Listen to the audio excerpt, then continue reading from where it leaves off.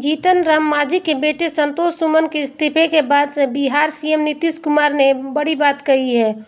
उन्होंने कहा है कि अच्छा हुआ चले गए, वे हमारी मीटिंग की सारी बातें सुनते और बीजेपी को जाकर बताते। कि नहीं साहब, इधर हो और दूसरी तरफ से अन्य पार्टियों की तरफ से हो गया था तो आप लोगों को तो बता ही दिए हैं पहले, तो हम लोग फिर अलग हो गए। तो उसी में वो चूंकि बीजेपी के लोगों की इच्छा थी कि उनको आप अपने साथ करके अपने शेयर का उनको दे दीजिए टिकट, तो दे दिए थे। लेकिन वो जो थे जीतन मांझी, तो आपको मालूम है जी, हम रिजाइन कर दिए थे।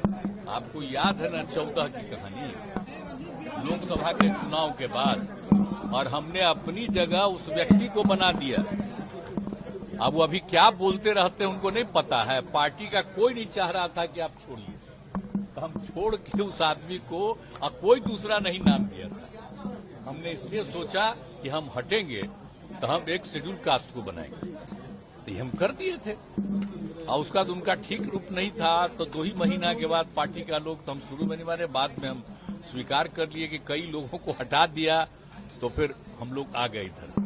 अब बाद में फिर जब ये आए तो कहे कि रहेंगे, तो हमने कहा कि भाई इतना ज्यादा आप लोगों का काम किया, तो अभी मीटिंग होने वाली है हम लोगों की, आप जानते हैं ना, विरोधी दलों की। यहाँ पर वो जब थे तो वो भी चाहते थे कि वो मीटिंगवा में हम रहें।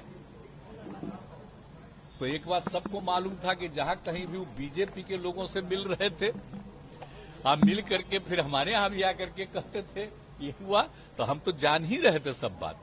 तो हमने एक बार कह दिया, और जब मेरे पास मिलने आए तब भी हमने कह दिया कि या तो आपको इतना ज्यादा हमने बनाया, कोई दूसरा नहीं बनाया, या तो अपनी पार्टी को मर्ज करिए, और नहीं तो अलग होना है तो अलग हो जाइए। तो मर्ज नहीं किए, कहा कि ठीक है तो हम अलग हो जाते हैं। अलग हो गए, ठीक ही हुआ। तो उसी का देखिए जरूरी था। अभी 23 तारीख को मीटिंग है, तो सब पार्टी के लोग अपनी अपनी बात करेंगे। अगर ये लोग अंदर रहते तो जो कुछ भी बोलता वो सब बीजेपी को खबर होती। तो इसीलिए आप समझ लीजिए कि ये पहले ही किया, आप लोग जान लीजिए। तो इसीलिए हमने कह दिया था आप तो मर्ज करिए, नहीं तो अलग होइए। तो हो गए अलग, अब ठीक है हुआ।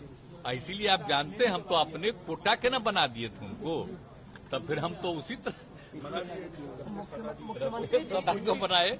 अब रत्नेश सदा को आप लोग जानते ना है जी, कब से हम रत्नेश सदा को हम जान रहे हैं। मीटिंग बुलाया, कहाँ गए, कब से हम जानते हैं। अब तीसरा टाइम, तो हमको लगा कि वो तो ठीक ही है, तो इसी को हम बुला लिए। उसी दिन जब हो गया कि अब वो छोड़ देंगे, तो हमने इसको बुला लिया।